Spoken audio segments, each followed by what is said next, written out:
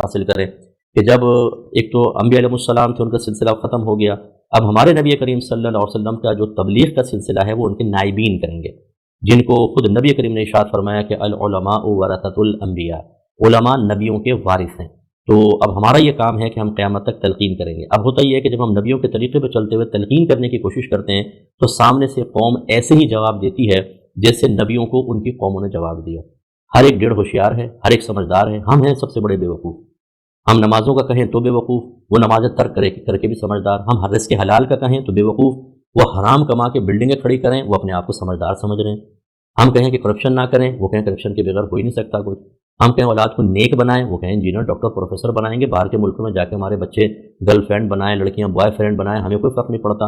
وہ چاہے جسمانی تعلق قائم کریں، وہ غلط کام کریں۔ ایسے بہت سارے ماں باپ ہیں کہ جب بچوں کو روکنے کی کوشش کی اسکول، کالج یا ہاسٹل کی مینجمنٹ نے، تو انہوں نے آ کر یہ کہا، مجھے خود یہ بات پتہ چلی کہ ماں باپ نے کہا کہ بچے اتنا پڑھتے ہیں، تھوڑا بہت انجوائمنٹ کر لیں تو آپ کو کیا تکلیف ہے۔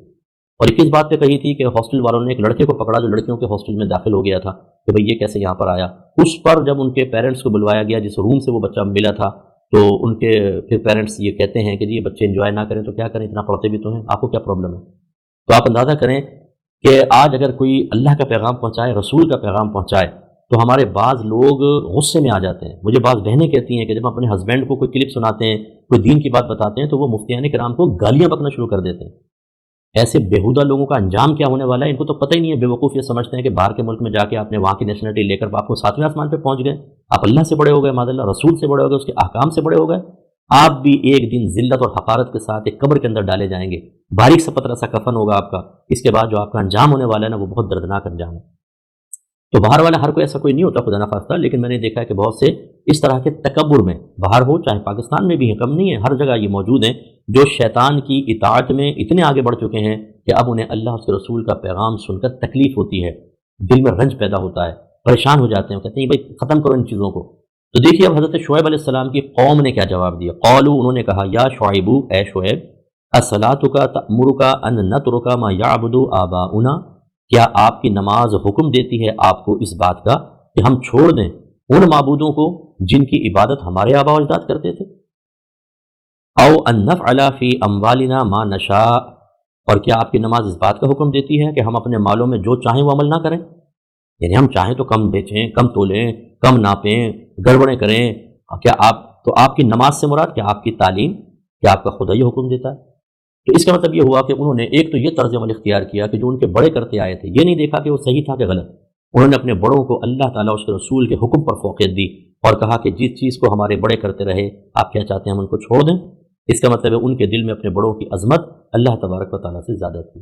برا مت مانیے گا، بہت سارے لوگ مجھے اس وقت ایسے سن رہے ہیں جو اپنے خاندان اور برادری کے بڑوں کو بنیاد بنا کر غلط چیزوں پر عمل کرتے ہیں، اور جب ان کو سمجھایا جاتا ہے کہ یہ غلط ہے تو کہتے ہیں جی ہمارے گھر کے بڑے ایسا کر رہے ہیں۔ آپ کے بڑوں کو یہ بڑا پن دیا کس نے، مجھے یہ بتائیں؟ اللہ نے ہی تو رشتے بنائے، تو آپ اللہ کے خلاف ان کو استعمال کر رہے ہیں۔ جیسے مثلا بعض لوگ کہتے ہیں ہمارے گھر میں لڑکیوں کو وراثت میں حصہ نہیں دیا جاتا۔ کون کہہ رہا ہے؟ گھر کا بڑا کہہ رہا ہے۔ آپ کون ہوتے ہیں وراثت میں سے حصہ روکنے والے؟ سن لیجئے، میں آپ کو سنا دیتا ہوں۔ نبی کریم صلی اللہ علیہ وسلم نے فرمایا جو کسی وارث کو اس کی وراثت سے محروم کرے، اللہ تبارک و تعالیٰ اس کو جنت کی میراث سے محروم کرے گا۔ اس وقت آپ کا یہ ٹانگ پہ ٹانگ رکھ کر تکبراً بیٹھ کر اور پورے خاندان والوں کے لیے فاسد، غلط اور بالکل خلاف شرع فیصلے کرنا آپ کے گلے کے اندر آئے گا، شدید قسم کا۔ تو ہمارے ہاں برادریوں کے اندر اپنے بڑوں کو دیکھیں گے، وہ چاہے غلط کر رہے ہوں، کسی کا حق دبا رہے ہوں، کسی پہ ظلم کر رہے ہوں، ستم کر رہے ہوں، گنے اٹھا کے نکل جاتے ہیں۔ صاحب برادری کا مسئلہ ہے، خاندان کا مسئلہ ہے، ہمارے بڑے یہ کرتے آئے ہیں، خاندانی غلط رسومات کو قائم رکھتے ہیں۔ بالکل اتنی محنت کبھی اللہ اس کے رسول کے دین کو اپنے خاندان میں قائم کرنے کے لیے محنت نہیں کی ہوتی جتنے اپنے خاندان کی بےہودہ اور فاسد قسم کی رسموں کو قائم کرنے کے لیے مسلمان مر مٹنے کے لیے تیار ہے۔ یہ مسلمانوں کا طریقہ نہیں ہے، یہ کافروں کا طریقہ ہے۔ صحابہ کرام علیہم الرضوان بھی فیملیز سے تعلق رکھتے تھے، ان کے بھی قبائل تھے، وہ بھی ان کی برادریاں بھی تھیں، لیکن جب نبی کریم صلی اللہ علیہ وسلم نے تبلیغ فرمائی تو کیا انہوں نے اپنی برادریوں کی بےہودہ رسومات کو قائم رکھا؟ نہیں، انہوں نے کہا کہ ہم تو نبی کی مانیں گے، ان کی نہیں مانیں گے کہ جو غلط قسم کے لوگ تھے۔ یہ ہمت پیدا کرنا انتہائی ضروری ہے۔ تو اس لیے اگر آپ بعض ایسے ہوتے ہیں کہ گھر کے بڑے ہوتے ہیں، پھر وہ کسی کو بڑا بنا دیتے ہیں، تو اس بڑے جو نائب ابھی بڑا بننے والا ہے اس کو سوچنا ہوگا کہ میں غلط رسومات آگے نہیں چلنے دوں گا، ورنہ نہ لیں آپ یہ منصب گلے کا پھندا ہے، ایک دفعہ آ گیا اور آپ نے غلط رسومات کو آگے چلایا تو آپ تباہ و برباد ہوں گے۔